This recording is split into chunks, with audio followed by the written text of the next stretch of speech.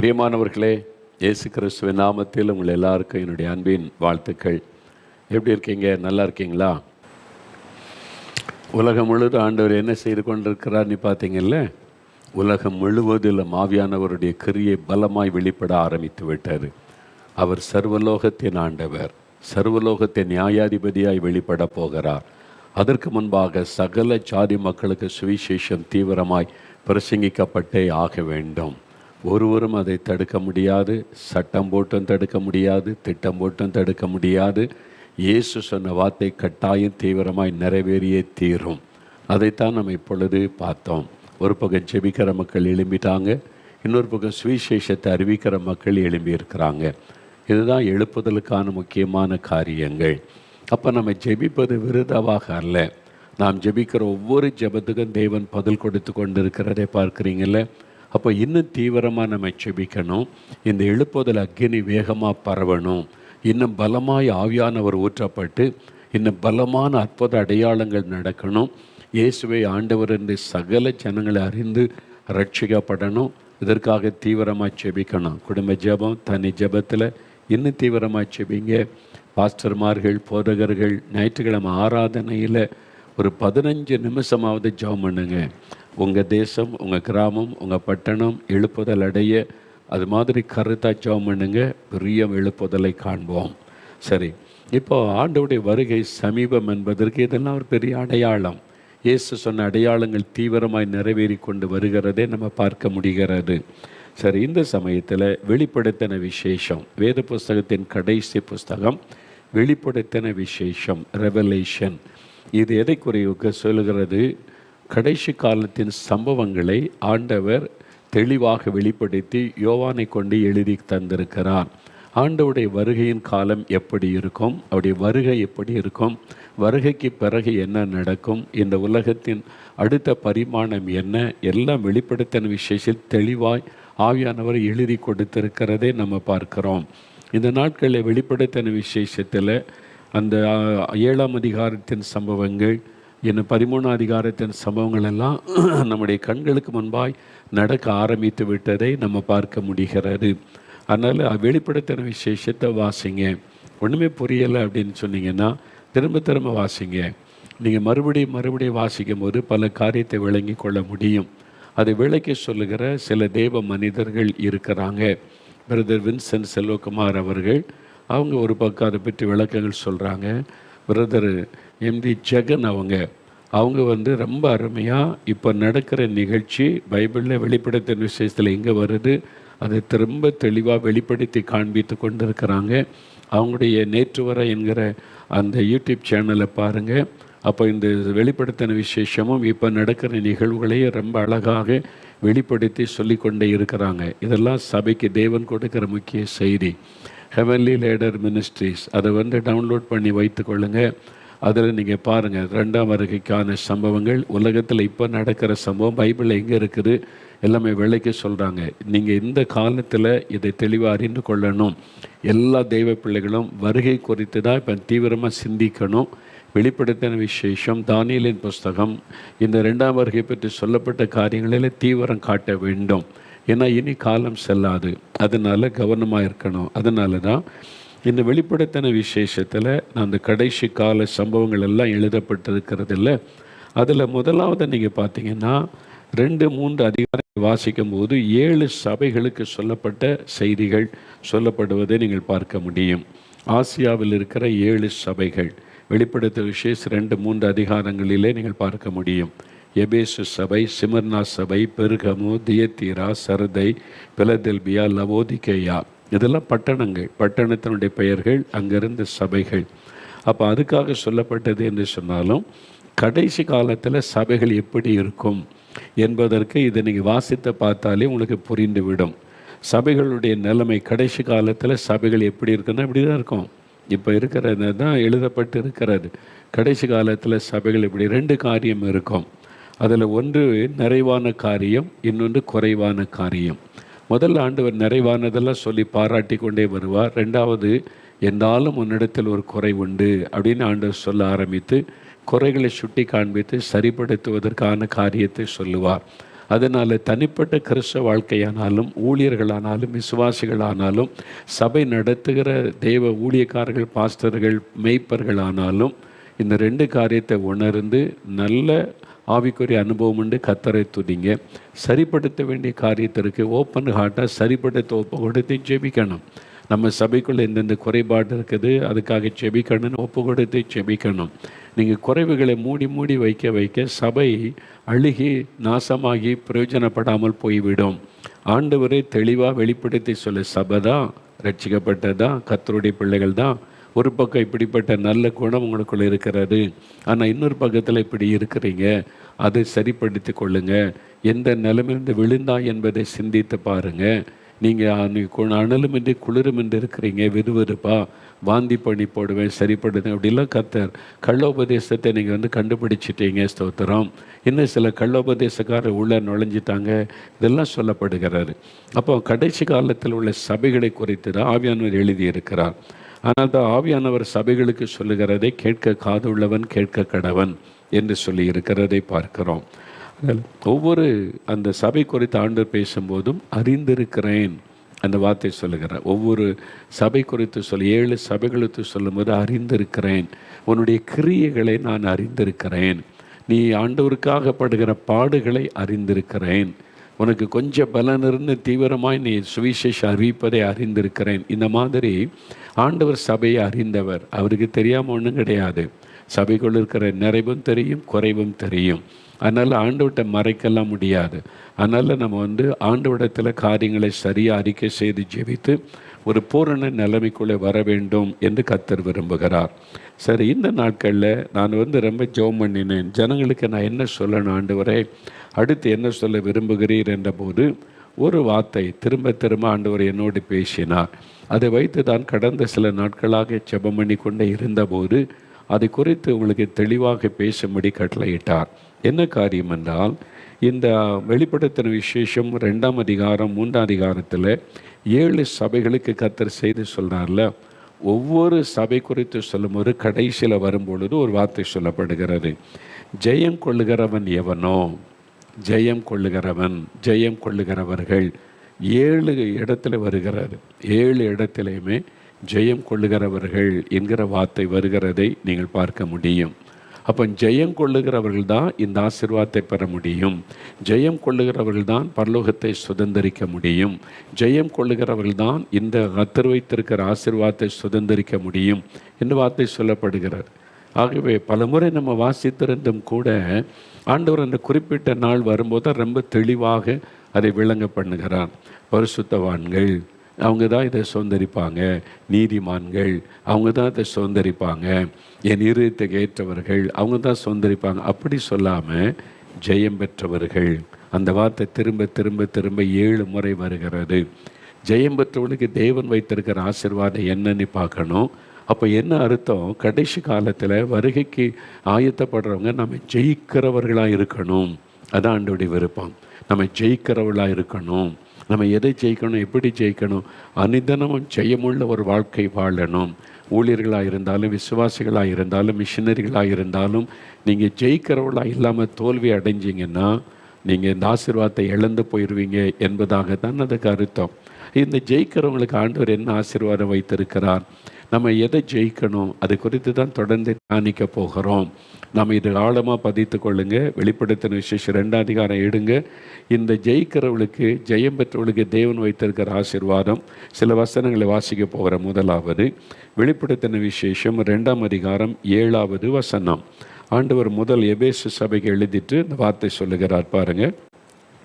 இதெல்லாம் 334வது பக்கம் புதிய ஏற்பாட்டில் எடுத்துக்கொள்ளுங்க. ஆவியானவர் சபைகளுக்கு சொல்லுகிறதை காது உள்ளவன் கேட்க கடவன்.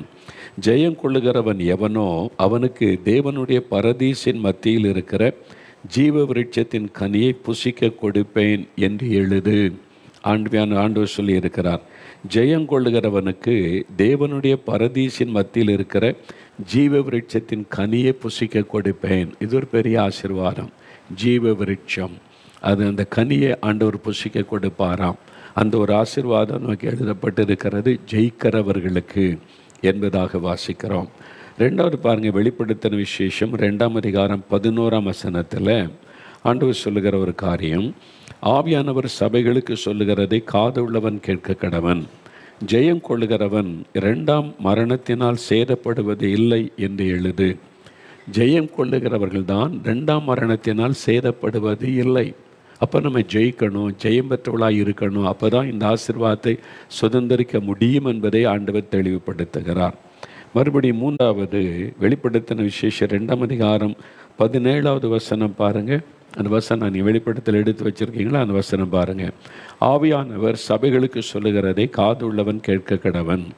ஜெயம் கொள்ளுகிறவனுக்கு நான் மறைவான மன்னாவை புசிக்க கொடுத்து அவனுக்கு வெண்மையான குறிக்கல்லையும் அந்த கல்லின் மேல் எழுதப்பட்டதும் அதை பெறுகிறவனை அன்றி வேறு ஒருவனும் அறியக்கூடாததுமாகிய புதிய நாமத்தை கொடுப்பேன். மறைவான மன்னாவை கொடுப்பேன், புதிய நாமத்தை கொடுப்பேன். இதெல்லாம் ஒரு ஆசீர்வாதம். பரலோகத்தில் நம்ம இந்த ஆசீர்வாதத்தை அனுபவிக்க போகிறோம், பெற்றுக்கொள்ள போகிறோம். யாருக்கு கொடுக்கப்படும் அப்படின்னு சொன்னால், ஜெயம் கொள்ளுகிறவனுக்கு. நல்ல கவனிங்க. இங்கே விசுவாசிக்கின்றோ, சீஷர்களுக்கென்றோ, பரிசுத்தவான்களுக்கென்றோ அல்லது நீதிமான்களுக்கென்றோ குறிக்கப்படாமல் திரும்ப ஆவியானவர் சொல்லுகிறார், ஜெயம் கொள்ளுகிறவனுக்கு. அப்போ ரொம்ப கவனிக்க வேண்டிய விஷயம், நம்ம ஜெயிக்கணும். நான் ஜெயம் பெற்றவனாக இருக்கிறேன்னா எதை ஜெயிக்கணும், என்ன காரியம் ஆண்டவருடைய வசனம் சொல்லியிருக்கிறது, இதை தெளிவாக அறிந்து கொண்டு ஜெயிக்கிறவங்க தான் பரலோகத்தில் ஆசீர்வாதத்தை சுதந்திரிக்க முடியும் என்பதை ஆவியானவர் எழுதி வைத்திருக்கிறார். 4வது வெளிப்படுத்தல் 2ஆம் அதிகாரம் 26வது வசனம் பாருங்கள். 26வது வசனத்தில், ஜெயம் கொண்டு முடிவு பரியந்தம் என் கிரியைகளை கை கொள்ளுகிறவன் எவனோ அவனுக்கு நான் என் பிதாவினிடத்தில் அதிகாரம் பெற்றது போல ஜாதிகளின் மேல் அதிகாரம் கொடுப்பேன். ஜெயம் கொண்டு முடிவு பரியந்தம் என் கிரியைகளை கை கொள்ளுகிறவன் எவனோ, முடிவு பரியந்தம் தேவனுடைய கிரியைகளை கை கொள்ளணும். ஒரு முறை ரட்சிக்கப்பட்டாச்சு, ஜீவபுஸ்தகத்தில் பெயர் எழுதியாச்சு, இனிமேல் எப்படியும் வாழலாம் கிருபை. இந்த ஏமாற்று வேலையெல்லாம் கத்தர்கிட்ட நடக்காது. வசனத்தை நல்லா கவனித்து அறிந்து கொள்ளுங்க. நீங்கள் ஜெயம் கொண்டு முடிவு பரியந்தம் கடைசி வரைக்கும் என் கிரியைகளை கை கொள்ளுகிறவன் எவனோ, ஆண்டவுடைய வார்த்தைகள், ஆண்டவுடைய செயல்கள், அதை கை கொண்டு நடக்கிறவன் எவனோ அவனுக்கு தான் ஜாதிகளின் மேல் அதிகாரம் கொடுப்பேன் என்று ஆண்டவர் சொல்லுகிறார். அடுத்து ஒரு காரியம் 5வது பாருங்கள். வெளிப்படுத்தின விசேஷம் 3ஆம் அதிகாரம் 5வது வசனம், ஜெயம் கொள்ளுகிறவன் எவனோ அவனுக்கு வெண் வஸ்திரம் தரிக்கப்படும். ஜீவ புஸ்தகத்திலிருந்து அவனுடைய நாமத்தை நான் கிறுக்கி போடாமல் என் பிதா முன்பாகவும் அவருடைய தூதர் முன்பாகவும் அவன் நாமத்தை அறிக்கையிடுவேன். நல்ல கவனிங்க. ஜெயங்கொள்ளுகிறவன் எவனோ அவனுக்கு வெண் வஸ்திரம் தரிப்பிக்கப்படும். அது மாத்திரம் அல்ல, ஜீவ புஸ்தகத்திலிருந்து அவனுடைய நாமத்தை நான் கிறுக்கி போட மாட்டேன். அப்போ என்ன அர்த்தம்? ஜெயிக்கிறவனுடைய பெயர்கள் தான் ஜீவ புஸ்தகத்தில் இருக்கும். நீங்கள் தோத்துட்டீங்கன்னா, தோல்வி அடைஞ்சிட்டிங்கன்னா பெயர் கிறுக்கப்பட்டு விடுன்னு அர்த்தம். அப்போ நீங்கள் ஜெயிக்கிறவளாக இருக்கணும். நீங்கள் ஜெயித்து முன்னேறி போகணும். ஜெயம் பெற்றவளாய் முன்னேறி போகணும். அவங்க பெயரை தான் ஜீவ புஸ்தகத்திலேருந்து கிறுக்க போடாமல் இருப்பேன். அப்போ ஜீவ புஸ்தகத்தில் பெயர் எழுதப்பட்டாலும், நான் ரட்சிக்கப்பட்டுட்டேன், என் பெயர் ஜீவ புஸ்தகத்தில் எழுதப்பட்டு இருக்கிறது என்று சொன்னாலும் கிறுக்கப்படாதபடி நீங்கள் பாதுகாப்பாக வைத்து கொள்ளணுமானால் ஜெயிக்கிறவங்களாக இருக்கணும். அதான் வசனம் சொல்லுகிறார், ஆண்டவரே சொல்கிறார். அப்போ நீங்கள் ஜெயம் கொண்டவர்களாக நின்றாதான் உங்களுடைய ஜீவ புஸ்தகத்தில் இருக்கிற பெயரும் பாதுகாக்கப்பட்டு பரலோக ராஜ்யத்துக்குள்ளே பிரவேசிக்க முடியும் என்பதை நீங்கள் மறந்துடக்கூடாது. அடுத்து 6வது வெளிப்படுத்தின விசேஷம் 3ஆம் அதிகாரம் 12ஆம் வசனம் பாருங்கள். ஜெயம் கொள்ளுகிறவன் எவனோ அவனை என் தேவனுடைய ஆலயத்திலே தூணாக்குவேன். அது நின்று அவன் ஒரு காலம் நீங்குவதில்லை. என் தேவனுடைய நாமத்தையும் என் தேவனால் பரலோகத்தில் இருந்து இறங்கி வருகிற புதிய எருசலேமாகிய என் தேவனுடைய நகரத்தின் நாமத்தையும் என் புதிய நாமத்தையும் அவன் மேல் எழுதுவேன் என்று கர்த்தர் சொல்லுகிறார். ஜெயங்கொள்ளுகிறவன் தேவனுடைய ஆலயத்திலே தூணாக்குவேன் என்பதாக ஆண்டவர் சொல்லுகிறார். 7வது கடைசியாக பாருங்கள். வெளிப்படுத்தல் 3ஆம் அதிகாரம் 21வது வசனம், நான் ஜெயம் கொண்டு என் பிதாவினுடைய சிங்காசனத்திலே அவரோடு கூட உட்கார்ந்தது போல ஜெயம் கொள்ளுகிறவன் எவனோ அவனும் என்னுடைய சிங்காசனத்தில் என்னோட கூட உட்காரும்படி அருள் செய்வேன். எவ்வளோ பெரிய பாக்கியம்! ஜெயிக்கிறவங்களுக்கு தான் இயேசுவோடு கூட அவர் பக்கத்தில் சிங்காசனத்தில் உட்காருவதற்கு அருள் செய்வேன் என்று ஆண்டவர் சொல்லுகிறார். இந்த 7 காரியமாக நீங்கள் பாருங்கள். சபைகளுக்கு, விசுவாசிகளுக்கு, தெய்வ பிள்ளைகளுக்கு சொல்லப்பட்ட முக்கியமான செய்தி. அப்போ இந்த கடைசி காலத்தில், வருகையின் காலத்தில் நம்முடைய மனதில் ஆழமாய் பதிக்க வேண்டிய காரியம், நான் ஜெயிக்கிறவனாக இருக்கணும், ஜெயம் பெற்றவனாக இருக்கணும் என்பது தான். அதுதான் ஆண்டவருடைய எதிர்பார்ப்பு என்பதை மறந்துடக்கூடாது. சரி, நம்ம ஜெயிக்கணும் என்பது தான் கர்த்தருடைய விருப்பம் இல்லையா? அப்போ அந்த ஜெயத்தை பற்றி தேவன் பல காரியத்தை நமக்கு சொல்லி இருக்கிறார். அதில் ரொம்ப கவனம் செலுத்த வேண்டியது முக்கியமான அவசியம். 1 கொரிந்தியர் 15ஆம் அதிகாரம் 57வது வசனம் எடுங்க. 1 கொரிந்தியர் 15ஆம் அதிகாரம் 57வது வசனம் எடுத்துட்டிங்களா? புதிய ஏற்பாட்டில் 243வது பக்கம். அதில் பாருங்கள், 57வது வசனம் வாசிக்கிறேன். நம்முடைய கர்த்தராகிய இயேசு கிறிஸ்துவினாலே நமக்கு ஜெயம் கொடுக்கிற தேவனுக்கு ஸ்தோத்திரம். நமக்கு ஜெயம் கொடுக்கிற தேவனுக்கு ஸ்தோத்திரம். அங்கே ஆண்டவர் சொல்லுகிறார், ஜெயிக்கிறவர்கள், ஜெயம் பெற்றவர்கள், அவங்களுக்கு தான் இந்த ஆசீர்வாதம், பாக்கியம் எல்லாமே. அப்போ நம்ம ஜெயிக்கிறவளாக இருக்கணும். நீங்கள் விசுவாசியாக இருக்கலாம், சீஷராக இருக்கலாம், மிஷினரியாக இருக்கலாம், போதகராக இருக்கலாம், மெய்ப்பராக இருக்கலாம், சுவிசேஷகராக இருக்கலாம், தீர்க்கதரிசியாக இருக்கலாம், யாரை வேணுமானாலும் இருங்க. எந்த விதமான அழைப்புக்கு அழைக்கப்பட்டவளும் இருங்க, ஜெயிக்கிறவளாக இருக்கணும். இதில் தான் கவனம் செலுத்தணும். அந்த ஜெயத்தை நமக்கு கொடுக்க நம்முடைய கர்த்தராகிய இயேசு கிறிஸ்துவினாலே நமக்கு ஜெயம் கொடுக்க இயேசு ஆயத்தமாக இருக்கிறார். நம்மை பலப்படுத்தி ஜெயத்தின் பாதையில் நடத்தி செல்ல இயேசு ஆயத்தமாக இருக்கிறார். கர்த்தராகிய இயேசு கிறிஸ்துவினாலே நமக்கு ஜெயம் கொடுக்கிற தேவனுக்கு ஸ்தோத்திரம். இந்த ஜெயன உடனே வெறுமனே எக்ஸாம் பரீட்சை, அப்புறம் இந்த எக்ஸாம் எழுதுகிற என்ட்ரன்ஸ் எக்ஸாம், இந்த எக்ஸாம் பற்றியே தான் இந்த வசனம் பயன்படுத்த. ஜெயிக்கிறவங்க நீங்கள் ஜெயிப்பீங்க, அதான் நம்ம சொல்லி பழகிட்டோம்ல. அது மாதிரி என்ட்ரன்ஸ் எக்ஸாமில் ஜெயிப்பீங்க, மார்க் வரும், நீங்கள் ஜெயித்துருவீங்கன்னு. அதுக்கு அது எழுதப்பட்டிருக்குதுன்னா இல்லை, அது ஒரு பகுதி. நம்ம ஜெயிக்க வேண்டிய முக்கியமான காரியத்தை குறித்து நீங்கள் அறிந்து கொள்ள வேண்டும். அதுதான் கர்த்தர் விரும்புகிற ஒரு காரியம். இப்போ நம்ம ஜெயிக்கணுமானா நம்ம என்ன செய்யணும்? பரீட்சை வரும், பரீட்சை வைப்பாங்க, அதில் ஜெயிக்கணும் அப்படின்னு நினைக்கிறேன்ல. எக்ஸாமில் பிள்ளைகள் ஜெயிக்கணும். வேலை தேடுவாங்க, வேலையில் நான் ஜெயிக்கணும், ஜெயித்தா தான் அடுத்த ப்ரொமோஷன்லாம் கிடைத்து போக முடியும். வியாபாரம் செய்கிறோம், வியாபாரத்தில் நான் ஜெயிக்கணும், நான் செய்கிற வியாபாரத்தில் ஜெயிக்கணும். எல்லாத்திலுமே விளையாட்டு வீரர்கள் பார்த்தா விளையாட்டில் நான் ஜெயிக்கணும், வாழ்க்கையில் அதை லைஃப்பில் நான் ஜெயிக்கணும், என் குடும்பத்தில் வாழ்க்கையில் ஜெயிக்கணும். எந்த காரியத்திலையுமே ஜெயம்தான் கண் முன்னால் நிற்கும். நான் இந்த காரியத்தில் ஜெயிக்கணும், நான் இந்த காரியத்தில் வெற்றி பெறணும். அப்போ நம்முடைய வாழ்க்கையின் ஒவ்வொரு கட்டத்திலும் நம்ம ஜெயிக்கணும்னு கர்த்தர் விரும்புகிறார். அந்த ஜெயம் கொடுக்க இயேசு ஆயத்தமாக இருக்கிறார். இயேசுவால் எப்படி ஜெயம் கொடுக்க முடியும் அப்படின்னு நினைக்கிறீங்களா? என்ன கொலோசியர் 2ஆம் அதிகாரம் 14-15 வசனம் பாருங்கள். கொலோசியர் 2ஆம் அதிகாரம் 14-15 வசனங்கள். இயேசு கிறிஸ்துவின் மூலமாக தான் நமக்கு ஜெயிக்க முடியும். இயேசு கிறிஸ்துவின் மூலமாக தான் ஜெயம் உண்டாகும். இப்போது கொலோசியர் 2ஆம் அதிகாரம் 14-15 வசனம் பாருங்கள். நமக்கு எதிரடையாகவும் கட்டளைகளால் நமக்கு விரோதமாகவும் இருந்த கையெழுத்தை குலைத்து அதை நடுவில் இராதபடிக்கு எடுத்து சிலுவையின் மேல் ஆணி அடைத்து துரைத்தனங்களையும் அதிகாரங்களையும் உரிந்து கொண்டு வெளியரங்கமான கோலமாக்கி அவைகளின் மேல் சிலுவையிலே வெற்றி சிறந்தார். இயேசு கிறிஸ்து சிலுவையிலே வெற்றி சிறந்தார். அவர் சாத்தானை ஜெயித்தார், உலகத்தை ஜெயித்தார். அவர் இந்த உலகத்தினுடைய சகல பிசாசனுடைய கிரியைகளையும் ஜெயித்தார், மரணத்தை ஜெயித்தார். அவர் சிலுவையிலே வெற்றி சிறந்தார். ஏன் அவர் இதுக்கு வெற்றி சிறக்கணும்? அவர் இதுக்கு ஜெயிக்கணும்? நமக்காக, உங்களுக்காக, எனக்காக, அவரை பின்பற்றவங்களுக்காக, அவரை ஏற்றுக்கொள்கிறவங்களுக்காக தான் அவர் ஜெயம் எடுத்தார். நமக்கு ஜெயம் கொடுக்க அவர் சிலுவையில் எல்லாவற்றையும் வெற்றி சிறந்து தான் சொல்லுகிறார், நான் ஜெயித்துட்டேன், உனக்காக நான் உனக்கு உதவி செய்கிறேன், நீ ஜெயிப்ப, நீ வெற்றி பெறுவ என்பதாக ஆண்டவர் சொல்லுகிறார். அதனால் தான் பவுல் சொல்கிறார் பாருங்களேன், ரோமர் 8ஆம் அதிகாரம் 37ஆம் வசனம். ரோமர் 8ஆம் அதிகாரம் 37வது வசனம் எடுங்க. ரோமர் 8:37 வேத புஸ்தகத்தில் ரோமர் 8ஆம் அதிகாரம் எடுத்துட்டிங்களா? புதிய ஏற்பாட்டில் 217வது பக்கம். இப்போ பாருங்கள், இவைகள் எல்லாவற்றிலேயும் நாம் நம்மில் அன்பு கூறுகிறவராலே, நம்மில் அன்பு கூறுகிறவர் யார்? அவர் இயேசு கிறிஸ்து. இயேசு கிறிஸ்துவினாலே முற்றும் ஜெயம் கொள்ளுகிறவர்களாய் இருக்கிறோமே.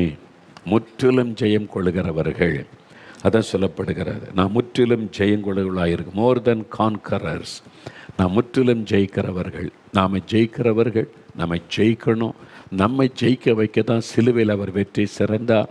நம்ம ஜெயம் பெற்றவர்களாய் நின்றாதான் பரலோகத்தின் பாக்கியத்தை, அந்த ஆசீர்வாதங்களை சுதந்திரித்து கொள்ள முடியும். அதனால் எதை நம்ம ஜெயிக்கணும்? நீங்கள் பாருங்கள், இங்கே பவுல் சில காரியம் சொல்கிறாரு.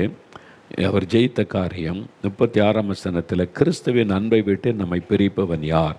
உபத்திரவமோ, வியாகுலமோ, துன்பமோ, பசியோ, நிர்வாணமோ, நாசமோசமோ, பட்டயமோ, இவைகள் எல்லாவற்றிலும், அதாவது பாடுகள், உபத்திரவங்கள், நெருக்கங்கள், துன்பங்கள் எல்லாவற்றையும் ஜெயிக்கும்படிக்கு ஆண்டவர் கிருபை தருகிறார். அதனால் தான் 38ஆம் வசனத்தில், மரணமானாலும் ஜீவனானாலும் தேவ தூதர்களானாலும் அதிகாரங்களானாலும் வல்லமைகளானாலும் நிகழ்காரியங்களானாலும் வருங்காரியங்களானாலும் உயர்வானாலும் தாழ்வானாலும் வேறு எந்த சிருஷ்டியானாலும் நம்முடைய கர்த்தராகிய கிறிஸ்து இயேசுவின் மேல் உள்ள தேவனுடைய அன்பை விட்டு நம்மை பிரிக்க மாட்டாதென்று நிச்சயித்திருக்கிறோம். நாம் ஜெயிக்கிறவர்கள். உபத்திரவங்கள், பாடுகள், நெருக்கங்கள் எது வேண்டுமானாலும் வரட்டும், நம்ம ஜெயம் பெற்றவளாக இருக்கணும். அதுக்கு தான் இயேசு சிலுவையிலே வெற்றி சிறந்தார். ஆண்டவர் நம்ம ஜெயிக்கொண்டா விரும்புகிறார். நீங்கள் வேத புஸ்தகம் முழுவதுமே பாருங்களேன். தானியேல் 6ஆம் அதிகாரம் 28ஆம் வசனம் வாசித்தால், தானியேலின் காரியம் ஜெயமாயிருந்தது. தானியேலின் காரியம் ஜெயமாயிருந்தது. தானியேல் பாபிலோன் தேசத்துக்கு கொண்டு வரப்பட்ட போது பல போராட்டம், பல நெருக்கங்கள் எல்லாத்திலும் ஜெயித்து ஜெயித்து ஜெயித்து ஜெயம் பெற்றவராய் முன்னேறித்தான் உயர்ந்த நிலைமைக்கு வந்தார். தானியேலின் காரியம் ஜெயமாயிருந்தது. யோசேப்புடைய வாழ்க்கையை பாருங்கள். ஆதியாகமம் 39:2-3 பார்த்தா, கர்த்தர் யோசேப்போடு கூட இருந்தார், காரிய சித்தி உள்ளவனானார், செய்ததெல்லாம் வாய்த்ததுன்னா என்ன அர்த்தம்? சக்ஸஸ், வெற்றி. அவர் எதை செய்தாலும் அதில் ஜெயம், எதை எடுத்தாலும் அதில் வெற்றி. அதான் வேதம் சொல்லுகிறாரு. தாவீதுடைய வாழ்க்கையில் பாருங்கள், யுத்தத்தில் எங்கேயுமே தோல்வி அடையலை, போன இடமெல்லாம் வெற்றி. அது மாதிரி ஜெயம் கொடுத்து ஆண்டவர் நடத்தினார். இப்போ நம்முடைய வாழ்க்கையில் நம்ம எதை ஜெயிக்கணும்? நம்ம ஜெயம் பெற்றவளாக இருக்குன்னு கர்த்தர் சொல்கிறான்னு சொல்கிறீங்களே. நம்ம நிறைய உலக காரியத்தில் தான் நிறைய கவனம் செலுத்தி, எக்ஸாம் படி, அப்புறம் வேலை, பிஸ்னஸ்ஸு, அப்புறம் இந்த காரியத்திலெல்லாம் எனக்கு வெற்றி உண்டாகணும், நான் செய்கிறதெல்லாம் வாய்க்கணும், உலக காரியத்தை சிந்திக்கிறோம். ஆவிக்குரிய காரியத்தில் ஜெயிக்கணும். ஆவிக்குரிய காரியத்தில், ஸ்பிரிச்சுவல் காரியத்தில் நம்ம ஜெயம் பெற்றவளாக நிற்கணும். அதான் ஆண்டவர் எதிர்பார்க்கிற ஒரு காரியம். ஏன்னா நம்முடைய போராட்டம் ஆவிக்குரிய உலகத்தோட. நமக்கு விரோதமாக போராடுகிற 3 காரியம் இருக்கிறாரு. அதைத்தான் உலகம், மாமிசம், பிசாசு. முதல் எதிரி எங்கே தெரியுமா? நம்முடைய சரீரம்தான். இங்கே தான் போராட்டம் ஆரம்பிக்குது. நம்முடைய சரீரம்தான் நம்முடைய ஆவிக்குரிய வாழ்க்கைக்கு முதல் எதிரி. அப்போ இதை சரீரம், மாம்சம் ஆவிக்கு விரோதமாய் போராடுகிறாரு. இதை ஜெயிக்கணும், மாம்சத்தை ஜெயிக்கணும், மாம்ச இச்சைகளை, ஆசைகளை நம்ம ஜெயிக்கணும் முதலாவது. ரெண்டாவது, உலகம், நம்மை சுற்றி இருக்கிற காரியம்லாம் நமக்கு விரோதமாய் போராடி நம்மை வீழ்த்த பார்க்கிறது, கரைப்படுத்த பார்க்கிறது. உலக பிரச்சனைகள், உலக போராட்டங்கள், உலக தேவைகள், குடும்பத்தில் பிரச்சனை, வேலையில் பிரச்சனை, அதில் நம்மளை ஜெயிக்க பார்க்கறது. நாம் அதை ஜெயிக்கணும், உலகத்தை ஜெயிக்கணும். அன்று சொல்லலை, நீங்கள் திடன் கொள்ளுங்கள், நான் உலகத்தை ஜெயித்தேன் அன்று சொல்கிறார்ல. உலகத்தில் உபத்திரம் உண்டு, ஆனாலும் திடன் கொள்ளுங்கள் என் ஆண்டு சொல்கிறார்ல. நான் உலகத்தை ஜெயித்திருக்கிறேன், அதனால் நீங்கள் ஜெயிப்பீங்க. நம்ம ஜெயிக்கிறவளாக இருக்கணும். சோர்ந்து போய், தோல்வி அடைஞ்சி, பின்மாற்றத்தில் போய் அல்ல, ஜெயம் பெற்றவர்களாக நிற்கணும். அவங்க தான் இந்த ஆசீர்வாதத்தை சுதந்திரிக்க முடியும்னு கர்த்தர் பேசுகிறார். முன்னாவது பிசாசு, கண்ணுக்கு தெரியாத ஒரு எதிரி. முதல்ல நம்முடைய சரீரம் நமக்கு விரோதமாக யுத்தம் பண்ணுகிறது, உலகம் நமக்கு விரோதமாக யுத்தம் பண்ணுகிறது. கண்ணுக்கு தெரியாத எதிரி ஆகிய பிசாசு, ஆவிக்குரிய உலகத்திலிருந்து கிரியை செய்கிற பிசாசும் அவனுடைய சேனைகளை நமக்கு விரோதமாக யுத்தம் பண்ணுது. அதெல்லாம் நம்ம ஜெயிக்கணும். என்னங்க பயமுறுத்துறீங்க? இவ்வளோ காரியம் இருக்குதா, இதெல்லாம் ஜெயிக்க முடியுமா? ஜெயிக்க முடியும், நீங்கள் ஜெயிக்கணும். அதுக்கு தான் ஆண்டவர் பேசுகிறார். அப்போ என்ன மாதிரி இந்த போராட்டங்கள் வரும், நாம் எப்படி அதை ஜெயித்து ஜெயம் பெற்றவர்களாக இயேசுவை சந்திக்கணும். அவர் ஜெயித்தவர், அவருடைய நாமத்தினாலே நம்ம ஜெயிக்க முடியும். பிரச்சனை நம்மை முடக்கிவிட முடியாது, சோதனைகள் நம்மை வீழ்த்திவிட முடியாது, எதிர்ப்புகளும் பரிகாசங்களும் நம்மை சோர்ந்து போய் முடக்கிவிட முடியாது. நாம் அதையெல்லாம் ஜெயிக்கிறவர்கள், அதையெல்லாம் மேற்கொள்ளுகிறவர்கள். வேலையில் என்ன பிரச்சனை வரும், குடும்பத்தில் பிரச்சனை வரும், ஊழியனாலே மற்றவளை விட 1000 மடங்கு பிரச்சனை வரும், போராட்டம் வரும். ஒவ்வொன்றும் நமக்கு விரோதமாக எழும்பி தாக்குதல் நடத்தும். நம்ம ஜெயிக்கணும். நான் கடந்து வந்த இந்த 50 வருஷ ஊழிய பாதையில் பல போராட்டங்களை சந்தித்து ஒவ்வொன்றிலும் கர்த்தர் ஜெயம் கொடுத்து நடத்தி கொண்டு வந்து நிறுத்தி இருக்கிறார். நம்ம இன்னும் ஜெயிக்கணும், நீங்கள் ஜெயிக்கணும். அது ஆண்டவர் விரும்புகிறார். ஜெயம் பெற்றவர்கள், நம்ம ஜெயம் பெற்றவர்களாக எழும்பணும் ஆண்டவருக்காக, ஜெயம் பெற்றவர்களாய் நிமிர்ந்து நிற்கணும் ஆண்டவருக்காக. நம்ம சோர்ந்து முடங்கி, நான் சோர்ந்துட்டேன், பின்வாங்கிட்டேன், பலவீனப்பட்டுட்டேன், இனி அந்த வார்த்தைகளே வரக்கூடாது. எத்தனை போராட்டம் வந்தாலும் நான் ஜெயிக்கிறவனாய் நிலை நிற்க இயேசு எனக்கு பலன் கொடுக்கிறான்னு சொல்லணும்.